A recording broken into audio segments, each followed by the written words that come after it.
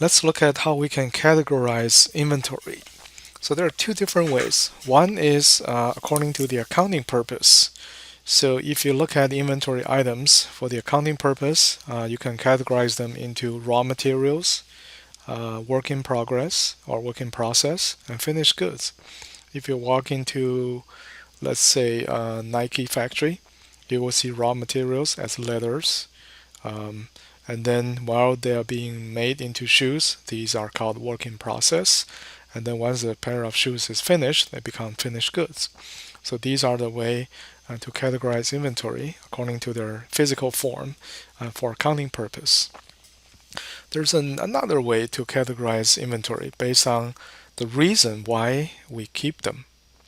So here we have four different categories. First, cycle inventory. So this cycle inventory is a result of our placing orders of these items again and again and again, like in a cycle. So the reason we need them is because we always need them for our operation. So we keep them, we place them, we place order periodically, and we keep them in inventory all the time. So that's why we're keeping these inventory. So that's called a cycle inventory.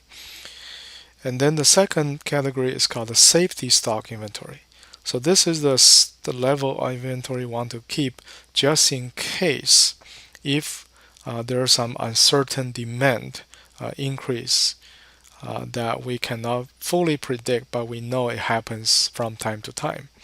So we call that safety stock inventory. Anticipation inventory is when you anticipate the inventory will increase in the future. So you start to stock up at the current time. So that's called anticipation inventory. And lastly, pipeline inventory is the inventory items you already ordered.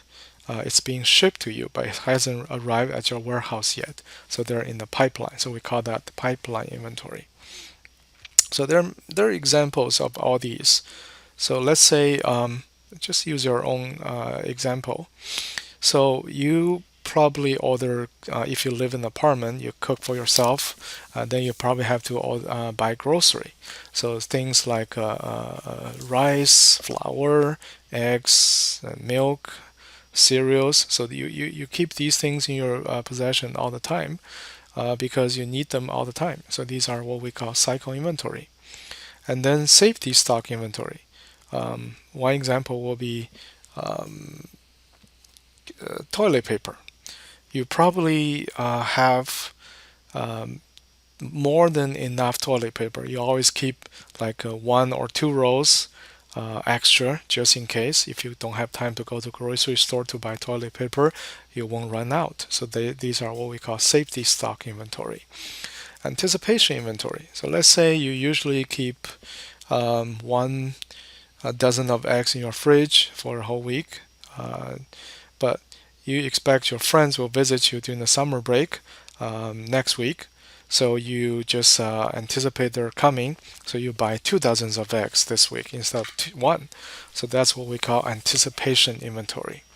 And finally, if you order things from Amazon, after your order is shipped, your credit card will be charged. So that means at that moment, these items already belong to you, but you haven't seen it. It's being sent to you through FedEx or UPS.